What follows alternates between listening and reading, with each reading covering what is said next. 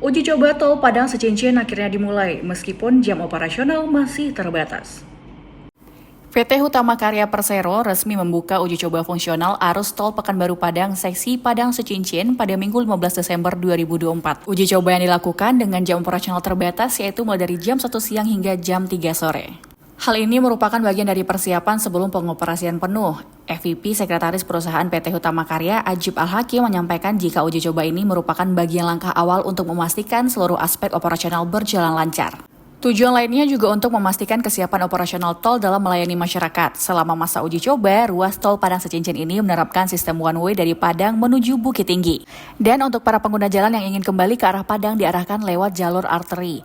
Apabila masa uji coba telah selesai, tol direncanakan akan beroperasi selama 24 jam penuh. Namun terkait tanggal resmi pengoperasian masih menunggu keputusan dari Badan Pengatur Jalan Tol. Bersama dengan hal ini, Hutama Karya juga mengimbau para pengguna jalan agar mematuhi arus lalu lintas selama masa fungsional, termasuk kebijakan one way yang diterapkan. Para pengguna jalan juga diminta menjaga kecepatan maksimal 40 km per jam serta tidak menggunakan bahu jalan kecuali dalam kondisi darurat. Dibukanya ruas tol ini secara fungsional diharapkan bisa memberi manfaat infrastruktur yang lebih baik kepada masyarakat.